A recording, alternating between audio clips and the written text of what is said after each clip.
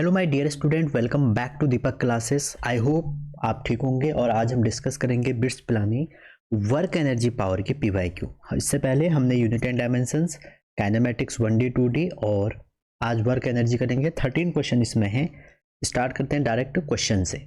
करें एक boy push a toy box 2.0 metre along the floor by means of force इतना directed downwards at angle इतना। तो कह रहे हैं कि वर्क डन कितना होगा। ठीक है, तो आपको इस क्वेश्चन में क्या दिया है कि कोई एक लड़का है जो क्या कर रहा है, पुश कर रहा है किसी बॉक्स को 2 मीटर। ठीक है, और फोर्स इतना है, एंगल ये है। तो आप जानते ही हैं वर्क इक्वल टू क्या होता है, एफ एस कॉस थीटा। ठीक है, अब जैसे ये ब्लॉक है ना बच्चों, ये ब्लॉक है जिसका मास m है और ये कोई सरफेस है, तो आपका जो फोर्स यहाँ पर लगा हुआ है वो इस डायरेक्शन में ऐसे आपने 60 डिग्री पे लगाया है। कोई भी एक सरफेस है, ठीक है। तो जब 60 पे यहाँ आप लगाएंगे तो क्या होगा बताइए। इसको जब इस साइड को पुल करेंगे तो आपको ये दिया है 10, s दिया है आपको 2 और cos ऑफ 60 रख देना है। तो आंसर कितना आ जाएगा, 10 जूल। चलिए आगे चलते हैं। बहुत कम आते हैं यहाँ से क्वेश्चन और ज़्यादातर पावर से ही आते हैं, तो पावर वाला टॉपिक आप जरूर कर लें जितने भी जेई में क्वेश्चन आए हुए हैं। ठीक है, एक मशीन गन है जो 300 बुलेट फायर कर रहा है पर minute. If mass of each bullet इतना, वेलोसिटी इतना, तो पावर कितनी होगी। अब देखो, आपने ये वर्क एनर्जी थ्योरम पढ़ा होगा कि जो टोटल वर्क डन होता है वो चेंज इन काइनेटिक एनर्जी होता है। ठीक है, तो जो चेंज इन काइनेटिक एनर्जी होगा, इनिशियल बुलेट की कितनी होगी, हाफ 0 होगी, फाइनल कितनी होगी, हाफ mv²। और मान लीजिए n बुलेट है जो कि हमारी 300 हैं, 300 बुलेट का कितना हो जाएगा, ये हो जाएगा। ठीक है, अब आपको करना क्या है, इसमें वैल्यू रखनी है। तो वैल्यू जब रखेंगे तो क्या हो जाएगा, 300 इंटू हाफ, और मास कितना दिया है, मास दिया है सबका 10 और वेलोसिटी कितनी दी है 600।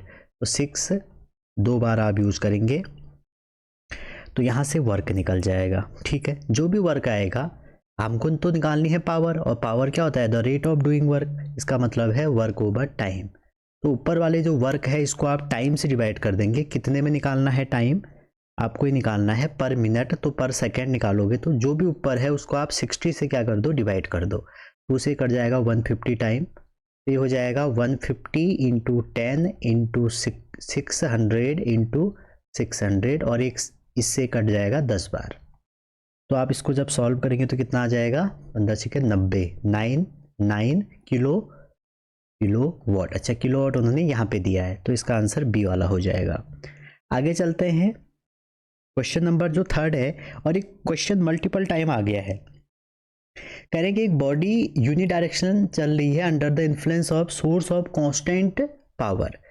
तो कह रहे the square of displacement in time is proportional to. ये एनसीईआरटी का क्वेश्चन है, पहली बात। और दूसरी बात, ये आपके बहुत बार आया है जेई में, नीट में, और यहाँ भी आ गया है। तो अभी भी आपने देखा था पावर इक्वल टू होता है रेट ऑफ डूइंग वर्क। तो वर्क इक्वल टू कितना हो जाएगा, पावर इनटू टाइम। ठीक है, अब देखिए जो वर्क होगा वो आपके किसके बराबर होता है, वो हमारी work energy theorem, change in kinetic energy. अगर बॉडी कांस्टेंट पावर में रुक रही है, इनिशियली अगर रेस्ट पे है, तो जो वर्क हो जाएगा वो किसके बराबर हो जाएगा, हाफ mv² के, क्योंकि इनिशियल तो 0 हो जाएगा। तो इसको अगर आप हाफ mv² करते हैं तो half mv² equal to pt हो जाएगा। तो v इक्वल टू क्या आ जाएगा, 2pt/m, और वो भी रूट में। ठीक है, अब जो वेलोसिटी होता है आप सभी को पता है, वो होता है displacement, the rate change of displacement with respect to time. बस अब यहाँ से क्या करना है, आपको ये सॉल्व कर देना है। तो x की वैल्यू क्या आ जाएगी, √2pt/m dt। तो जब आप इसको सॉल्व करेंगे तो t की पावर कितना आएगा, 3/2 आ जाएगा। इसको जब पूरा एग्जैक्ट सॉल्व करेंगे तो ये आ जाएगा 2p की पावर m की पावर तो हाफ ये हो गया, और t की पावर 3/2 हो गया। ठीक है, तो x जो है हमारा वो t की पावर 3/2 के प्रोपोर्शनल है। तो x² किसका हो जाएगा, t³ के। चलिए आगे चलते हैं। कई बार इसका ग्राफ भी आता है जो पैराबोलिक नेचर का होगा। कह रहे हैं कि एक इलास्टिक स्ट्रिंग है जो अनस्ट्रेच लेंथ में, उसकी लेंथ L है, और क्वेश्चन में ये भी कह रहे हैं उसका जो फोर्स कांस्टेंट है वो के है। जब आपने उसको स्ट्रेच किया बाई स्मॉल लेंथ एक्स और उसके बाद फिर स्ट्रेच किया वाई, तो वर्क डन कितना होगा? सिंपल सी बात है, कंजर्वेटिव फोर्स के लिए जो वर्क डन होता है वो होता है माइनस ऑफ पोटेंशियल एनर्जी। ठीक है, अब देखो इसमें आपको चेंज निकालना पड़ेगा, तो you final minus you initial हो जाएगा।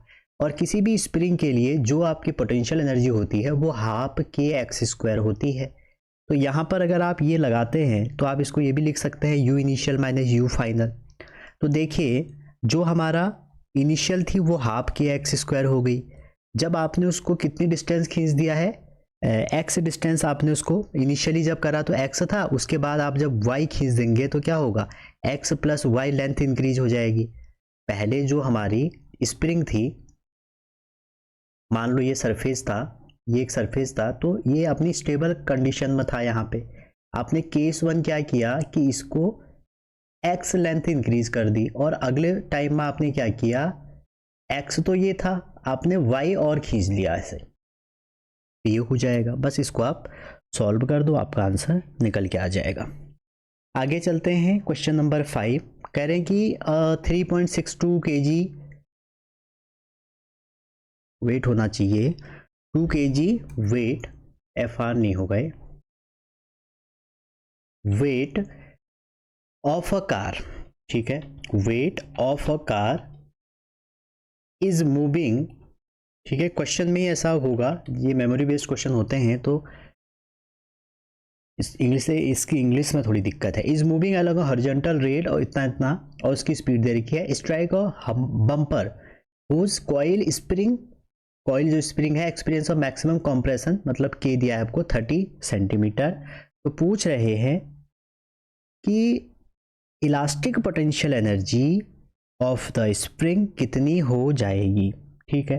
तो सिंपल सा क्वेश्चन है, देखिए अभी अभी हमने देखा था इलास्टिक पोटेंशियल एनर्जी क्या हो जाएगी, हाफ ए एक्स स्क्वायर, ये हमारी पोटेंशियल एनर्जी होती है किसी भी स्प्रिंग की। अब देखिए सबसे पहले आप इसकी वेलोसिटी को कन्वर्ट कर लो, तो वेलोसिटी कितनी दी है, 72 किलोमीटर पर आवर, और इसको मीटर पर सेकेंड में जब कन्वर्ट करते हैं तो 5/18 का आप इंटू कर लेंगे तो कितना आ जाएगा, 20 मीटर पर सेकेंड, ठीक है। अब आपसे इसमें क्या कह रहे हैं, जब वो मूव कर रही होगी कार, उसके पास काइनेटिक एनर्जी होगी, तो कंजर्वेशन अगर लगा दें तो काइनेटिक एनर्जी किस में कन्वर्ट हो जाएगी, जब वो कॉम्प्रेस मान लो एक्स डिस्टेंस हो गई तो एक्स हाफ के एक्स स्क्वायर के बराबर हो जाएगी, ठीक है। और यहाँ से आप जब वैल्यू रख देंगे तो के निकल के आ जाएगा। तो वैल्यू रखते हैं, हाफ के की वैल्यू हमें नहीं पता, और ये 30 सेंटीमीटर दिया है, जो कॉम्प्रेशन आपको दिया है एक्स 30 सेंटीमीटर, तो 10⁻⁻² का whole square equal to half, अच्छा ये m होगा, equal to m v square हो गए, एम वी स्क्वायर, और इक्वल टू आप क्या कर दीजिए इसका, आप मास दिया है आपको, ये आपका मास है 3.6 रख लीजिए इसको, इनटू v आपको दिया है इसमें 20, तो 20 का स्क्वायर 400। तो यहाँ से आप k जब निकालेंगे तो k निकल के आएगा आपका, कुछ निकल के आएगा, जो भी आएगा फ्रैक्शन में एक के निकल के आएगा। तो जैसे ही आपने के यहाँ पे निकाला, आपसे पूछ क्या रहे हैं इसमें, इलास्टिक पोटेंशियल एनर्जी कितनी हो जाएगी, तो कितनी हो जाती है पोटेंशियल एनर्जी, हाफ के एक्स स्क्वायर। आप इसमें के की वैल्यू रख दीजिए, एक्स की वैल्यू रख दीजिए, आंसर आ जाएगा, ठीक है। आगे चलते हैं, क्वेश्चन नंबर 6 है, एक स्मॉल ब्लॉक है जिसका मास m है, जिसको आपने रफ इंक्लाइन प्लेन में रखा, जिसका इंक्लाइनेशन थीटा है, और elevator goes up with uniform velocity v and block does not slide on wedge. तो मास वेज सिस्टम आपने पढ़ा होगा ऐसे करके। तो आपसे कह रहे हैं इसमें कि जो एलिवेटर ऊपर जा रहा है तो वर्क डन कितना होगा। देखो इतना सोचना भी ये नहीं है, वर्क क्या होता है, F.S या Fs cos थीटा। तो यहाँ पर जो रिक्वायर्ड है, जैसे कोई एलिवेटर यहाँ पर है, इसका वेट नीचे को mg है, ठीक है, तो ये mg cos थीटा हो जाता है, mg cos थीटा, और ये हो जाएगा mg sin थीटा, ठीक है। तो जो हमारा फोर्स हो जाएगा वहाँ पर रिजल्टेंट, वो mg sin थीटा हो जाएगा, mg sin थीटा, और जो आपका यहाँ पर वैल्यू है s की, ठीक है, उसको आप निकाल सकते हैं। अगर t टाइम ले रहा है, speed equal to distance over time से वो vt हो जाएगा, ठीक है, और इनटू आपका क्या आ जाएगा, ये कितना दिया है, cos कॉस थीटा ना, एक मिनट आप इसको ना अच्छे से ही कर लीजिए, क्या पता रिपीट हो जाए क्वेश्चन। क्वेश्चन में कह रहा है कि स्मॉल ब्लॉक मास को हमने रफ इंक्लाइन प्लेन में रखा है, ठीक है। वर्क का तो यही फॉर्मूला है। जब आप इसमें रखेंगे तो उसके बाद कह रहा है कि थीटा एंगल पे हमने ये फिक्स किया है एक एलिवेटर, और वो goes up with uniform speed जा रही है, ठीक। तो जैसे आपका ये है, ये आपका ये बन गया, आप ये समझिए, इसको मैं थोड़ा बड़ा डायग्राम बना देता हूँ, जिससे थोड़ा विजुअलाइजेशन बढ़ेगा आपका। देखिए, मान लीजिए ऐसे है, ये इंक्लाइन प्लेन है, एक आपका इंक्लाइन प्लेन है, और इसमें ये ब्लॉक जो भी है यहाँ पे रखा हुआ है, ठीक है। तो इसका वेट कहाँ होगा, इस साइड को हो जाएगा mg, ठीक है। और इसमें जब कंपोनेंट ब्रेक करेंगे, अगर ये थीटा एंगल है तो ये भी आपका थीटा हो जाएगा, और इसकी वैल्यू हो जाएगी mg cos थीटा, और इस साइड हो जाएगा mg sin थीटा। ये तो आपकी ब्लॉक की बारी हो गई जिसका मास m है।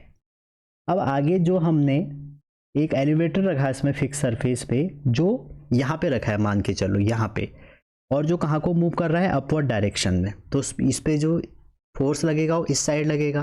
तो अगर ये एंगल थीटा है तो ये कितना हो जाएगा, f cos थीटा, और इसका परपेंडिकुलर कंपोनेंट कितना हो जाएगा, f sin थीटा, ठीक हो गया। और ये जो पूरा है ना, ये एक एलिवेटर में रखा हुआ है, ठीक है। तो इसमें सूडो फोर्स का कंसेप्ट आ गया। तो जब ये ऊपर को मोशन कर रहा है तो आपका f की वैल्यू क्या हो जाएगी, mg sin थीटा, ये तो होगी। और वर्क क्या होता है, f डॉट d कर लो, d मतलब डिस्टेंस, या s कर लो, तो ये हो जाएगा mg sin थीटा, और ये हो जाएगा v इंटू टी, ठीक है। mg sin theta v into T, और ये जो आंसर आएगा ना, ये आएगा हमारा f के टर्म में। कैसे आएगा, ये आएगा f sin theta into we T, ठीक है, क्योंकि इसकी वेलोसिटी v थी, टाइम t था। तो जब आप इस f sin थीटा, ये जो f sin थीटा आपकी वैल्यू है, इसकी वैल्यू रख देंगे तो ये साइन स्क्वायर हो जाएगा। f की अगर वैल्यू रख देंगे तो क्या हो जाएगा, mg sin square vt। Question number 7 देखिए, कह रहे हैं कि एक लाइट इनएक्सटेंसिबल स्ट्रिंग है that goes over a smooth fix pulley as shown in figure, और मास भी दिया है। और ये कौन सा वाला है, मास पुली सिस्टम आपने पढ़ा होगा, ये वाला फिगर आपको दिया है, इतना ही दिया है, ठीक है। कह रहे हैं कि फाइंड द वर्क डन, ठीक है। जब भी ये मास पुली आपके पास आता है, मान लो ये m1 मास है, ये m2 है, तो आप सभी को पता होगा इसका एक्सेलरेशन FBD से हम निकालते हैं, हायर मास माइनस लोअर मास, और सम ऑफ मास कर लीजिए यहाँ पे, और इसको प्रोडक्ट को या इसकी पूरी वैल्यू को t से इंटू कर दीजिए, g से इंटू कर दीजिए, तो आ जाएगा मास एक्सेलरेशन। और अगर आप दोनों मास का प्रोडक्ट और दोनों मास का सम कर लेते हैं, ये दोनों मास का सम है, इसको g से इंटू करते हैं तो टेंशन निकल जाएगा। अब आपको दोनों मास दिए हैं 0.36 और 0.72, अगर आप यहाँ पे रखते हैं इनकी वैल्यू तो कितना आ जाएगा, इसको सॉल्व करके g/3। और वहीं अगर आप टेंशन में रखते हैं तो कितना आ जाएगा, टेंशन में अगर आप ये जो मास हैं किस पे निकालना है पहले ये देख लो, second after the system release from rest, एक पे निकाल लो। मान लो कोई भी इसमें एक मास आप लिख लो, ये वाला जो मास है ये है मान लो 0.36, ये m2 कर लीजिए, और इसको मान लो आप 0. ठीक है, नहीं इसको लेना पड़ेगा 36, इसको लेना पड़ेगा 72, क्योंकि इस पे फोर्स ये ज़्यादा आपका यहाँ पे क्या है, एक्सपेंड हुआ है, तो आपका ये वाला मास क्या होगा, ज़्यादा होगा। कि देखो ना, झुका ज़्यादा है तो एक्सेलरेशन ज़्यादा होगा, यहाँ पे ऐसे होगा एक्सेलरेशन इसका, ठीक है। ये आपने FBD में किया होगा। तो जब आप इस 0.36 वाले के लिए लगाएंगे तो टेंशन कितना निकल के आ जाएगा, ये आ जाएगा आपका 4 mg/3। अब देखो इनिशियली u 0 होगा, एक्सेलरेशन आपने निकाल दिया g/3, और टाइम पूछ रहा है आपको 1 सेकेंड में निकालो, ठीक है। तो जब आप निकालोगे क्योंकि हमें ना 0.36 का निकालना था, तो हमने 0.36 के लिए टेंशन निकाल लिया। वैसे भी टेंशन दोनों के लिए तो सेम ही रहेगा, u आपका 0, a आपका हो गया g/3, t हो गया 1। तो यहाँ से आप s equal to ut plus half at square लगाएंगे तो ये पहला वाला टर्म 0 हो जाएगा, हाफ at स्क्वायर की वैल्यू कितनी आ जाएगी, g/6। तो आपके पास S आ गया, आपके पास टेंशन आ गया। अब इन दोनों का आपको इंटू करना है, आंसर आ जाएगा। तो 4mg/3 को इंटू कर दो g/6 से, तो कितना आ जाएगा, ये आ जाएगा आपका mg²। 4 इसका आंसर आ जाएगा 4। सॉल्व करेंगे जब आप mg², क्योंकि वर्क निकालना है, ओवर 18, और आप इसमें वैल्यू रख दीजिए। जब आप वैल्यू रख देंगे m कितना है 0.36, ये रख दो, g 10 ले लो, 18, तो इसको सॉल्व करके आपका 8 जूल आ रहा है, ठीक है ना। तो एक्सेलरेशन और टेंशन अगर आपको एफबीडी से आते हैं तभी आप इस क्वेश्चन को कर पाएंगे, क्योंकि ना हमको वर्क निकालना है। आप खुद ही देखिए इस क्वेश्चन में क्या था, हमें वर्क निकालना है, और वर्क होता है फोर्स इंटू डिस्प्लेसमेंट। अब डिस्प्लेसमेंट आप कहाँ से निकाला, S = ut plus half A T square से निकाला। अब u तो इनिशियल 0 है, तो S = half A T square हो गया। अब a ही नहीं आता तो कैसे निकालोगे, तो मास पुली सिस्टम का जो a होता है वो होता है m2 - m1, m2 + m1 bracket में g, जहाँ पर m2 जो है वो बड़ा है m1 से। और वहीं अगर टेंशन की बात करो, वो होता है प्रोडक्ट ऑफ मास, और नीचे तो सम ऑफ मास। इसमें ये आपने एफबीडी में सीखा होगा। ये एक्सेलेरेशन हो गया, टेंशन हो गया, तो फोर्स से तो टेंशन निकल गया, ठीक है। और जो S है ना, S यहाँ से हमने A की वैल्यू रख के S निकाल दिया, दोनों को हमने इसमें इंटू कर दिया, ठीक है ना। चलिए आगे चलते हैं। क्वेश्चन नंबर 8 कह रहे हैं if unit of force and length be each increase by 4 time. अगर आप फोर्स को और लेंथ को 4 गुना बढ़ा देंगे तो यूनिट ऑफ एनर्जी क्या हो जाएगी।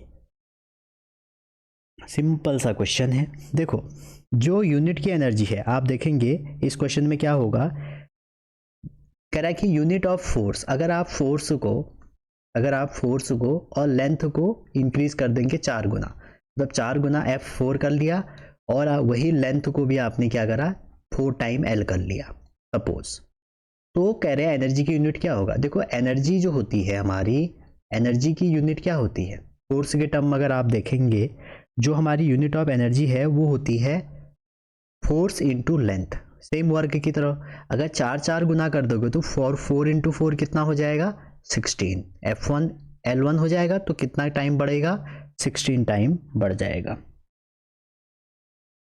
क्वेश्चन 9 करें कि which of the following must be known in order to determine the power output of automobile. तो जो नीचे आपको 4 ऑप्शन दिए हैं, इसमें कह रहे हैं कि कौन सा आउटपुट पावर निकालने, जो ऑटोमोबाइल में हम आउटपुट पावर निकालते हैं, तो कौन से इन 4 ऑप्शन में से सही है, ठीक है। तो इसका जो करेक्ट ऑप्शन है वो है वर्क परफॉर्म और ये वाला डी वाला ऑप्शन, ठीक है। ये तो थ्योरेटिकल क्वेश्चन था। अच्छा अगला क्वेश्चन, ये क्वेश्चन भी बहुत बार पूछा जाता है जेई में, पिछले साल तो नीट में भी आया था। तो क्वेश्चन ये है, इसमें एक डायग्राम भी बना था जो मैंने नहीं बनाया था, ये है क्वेश्चन, ठीक है। तो यहाँ से एक आपको इस प्लेटफॉर्म पे एक बॉल को फेंका जा रहा है जिसकी हाइट कितनी है h है। तो आपसे क्या पूछा जा रहा है, कह रहे हैं कि जो मास है, ये जो यहाँ से मास फेंका गया, ड्रॉप किया जब इतने हाइट से, जिसको मैं h कह रहा हूँ 0.24 मीटर से, तो कह रहे हैं पार्टिकल स्ट्राइक द पेन, जो पेन इसमें हुआ, और स्प्रिंग कॉम्प्रेस इतना, जिसमें जो कॉम्प्रेशन था वो 0.01 कॉम्प्रेस हुआ। तो कह रहे हैं कि from what height should be particle be drop to cause compression इतना। तो कितना फेंके कि जो हमारा कंप्रेशन है उसमें स्प्रिंग में वो कितना हो जाए 0.04। और ये क्वेश्चन कई बार आया है, आप जेई में देखिए, अगर आप जेई के एस्पिरेंट रहे होंगे तो आपने वहाँ बहुत सारे ऐसे क्वेश्चन किए होंगे। अगर आप नीट की भी तैयारी कर रहे होंगे ना, तो मैं इसलिए कहता हूँ आप लोगों से कि हर एग्ज़ाम की तैयारी करो। जेई तो अल्टीमेट है, लेकिन बाकी अगर आप तैयारी कर रहे हैं जैसे बिट्स वाले, वो नीट की ज़रूर करें तैयारी, नीट के पेपर अच्छे आते हैं। तो इसमें कुछ नहीं करना है, इसमें एनर्जी कंजर्वेशन लगाना है। आप देखो यहाँ पर जो एनर्जी होगी इसकी पूरी, ये h है और ये x है, तो टोटल जो एनर्जी होगी जिसको हम क्या बोलते हैं पोटेंशियल एनर्जी, वो हमारी स्प्रिंग की पोटेंशियल एनर्जी के फॉर्म में क्या रहेगी, स्टोर रहेगी। इस हाइट की वजह से पोटेंशियल एनर्जी और स्प्रिंग की पोटेंशियल एनर्जी क्या रहेगी आपकी, दोनों बराबर रहेगी ड्यू टू एनर्जी कंजर्वेशन।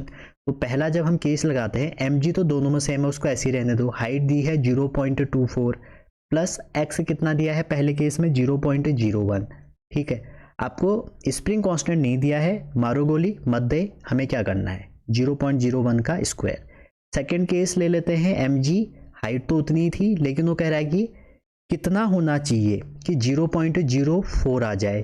तो हमें क्या निकालना है इस वाले केस में, हाइट निकालनी है। ये हाइट नहीं पता हमको, हाइट निकालनी है और ये हमारा दिया है 0.04 का स्क्वायर। कह रहे कि इतना कंप्रेस हो जाए, कितनी हाइट से फेंके। तो ये पहली इक्वेशन है, ये दूसरी इक्वेशन है। दोनों को डिवाइड करो, mg से mg मर गया, ठीक है, और यहाँ क्या हुआ, k से k मर गया, हाफ से हाफ मर गया। तो यहाँ पर ये है आपको कंफ्यूजन हो रहा होगा, ये है 0.01। तो इसको जब सॉल्व करेंगे तो कितना आ जाएगा, अगर आप इसको डिवाइड करेंगे तो आ जाएगा h प्लस 0.04 अपॉन में सेकंड डिवाइडेड बाय फर्स्ट कराया हमने, इसको पहले लिखा है, इसको बाद में लिख रहे हैं, अपॉन में हो जाएगा 0.24 प्लस 0.01 और सेम राइट साइड हो जाएगा 16/1। बस अब सॉल्व कर लीजिए। तो सॉल्व करेंगे तो कितना आ जाएगा, h plus 0.4 equal to 16 into 0.25। तो भैया ये सॉल्व करके आ जाएगा 4 और ये उधर जाएगा अगर तो कितना आ जाएगा 4 माइनस ये, तो h आ जाएगा आपका 3.96 मीटर। क्या ऐसा कोई ऑप्शन था? हाँ था, ठीक है।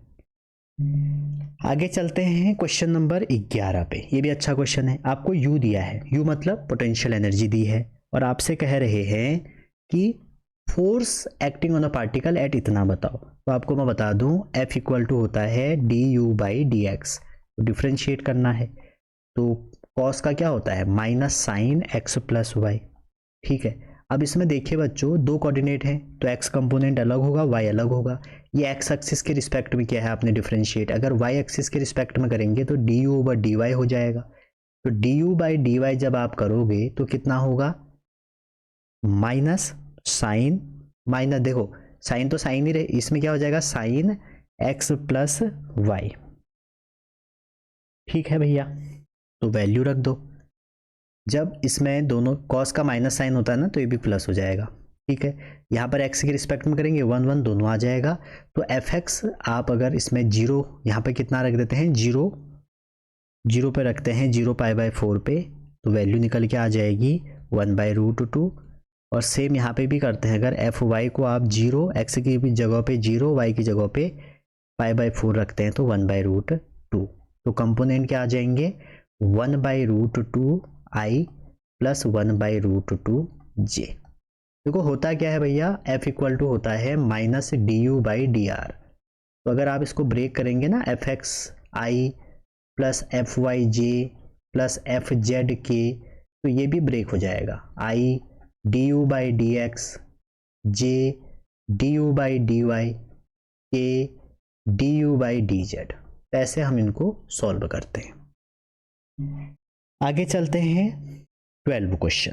कह रहे कि एक लॉन्ग स्ट्रिंग है जिसको आपने स्ट्रेच किया है 2 सेंटीमीटर, पोटेंशियल एनर्जी V है, और ये भी बहुत बार पूछा गया क्वेश्चन, ठीक है। कह रहे अगर उसको 10 गुना आप कर देंगे तो क्या होगा। अभी भी मैंने आपको बताई थी पोटेंशियल एनर्जी होती है हाफ kx², ठीक है। तो पहले केस में अगर आप उसको 2 टाइम वो कर देंगे तो इसका मतलब है x 2 हो जाएगा तो इंटू 4, तो आपका ये k की वैल्यू कितना आ जाएगा, ये 2 कैंसिल हो जाएगा तो v/2 आ जाएगा। सेकंड केस में करें अगर उसको आप 10 सेंटीमीटर वो कर देंगे तो नया कितना हो जाएगा, हाफ k आपका निकल के, तो k रहने दो, और ये हो गया 10 का स्क्वायर। तो k की वैल्यू अगर आप रखें v/2 इंटू 10 का स्क्वायर, 10 का स्क्वायर 100, तो 100 बाई आपका 4v तो 25v आंसर आ जाए, ठीक हो गया। नेक्स्ट, और ये क्वेश्चन भी जेई का क्वेश्चन है। कह रहे हैं कि अगर आप किसी चेन को, एक चेन है जिसका मास m है, उसको आप किसी स्मूथ टेबल, जैसे मान लो ये टेबल है, इस पे आपने एक चेन को ऐसे हैंग कर रखा है और इसकी जो लेंथ है उसका 1/nth पार्ट को आपने हैंग किया है, तो टोटल वर्क डन कितना होगा। पहली बात मैं आपको ये बताना चाहूँगा, शॉर्ट ट्रिक, इसकी शॉर्ट ट्रिक ये है कि जो हमारा आंसर होगा वो हमेशा आता है mgl/2n², और ये 2-3 बार आपके उसमें आया हुआ है, कहाँ बिट्स में। निकालते कैसे हैं, जो वर्क है वो हो जाएगा change in change in energy, यहाँ पर चेंज इन क्या हो जाएगा, पोटेंशियल एनर्जी, ठीक है। तो यहाँ पर जो पार्ट हैंग है m/n इंटू mgh, तो h हो जाएगा L/2n। इसको सॉल्व करेंगे तो यही निकलेगा mgL/2n², ठीक है। तो ये था आपका पोटेंशियल कितना वर्क डन लगेगा। तो इतने ही शायद इसमें क्वेश्चन थे और वर्क एनर्जी का बहुत कम वेटेज है। अभी मैं आपको ये भी बताऊंगा कि आप कैसे अपने 60 नंबर श्योर कर सकते हैं कि हाँ भाई हमारा 60 का तो क्लियर हो जाएगा, ठीक है। तो मिलते हैं अगली वीडियो में, तब तक अपना ध्यान रखिए। Wishing all the best.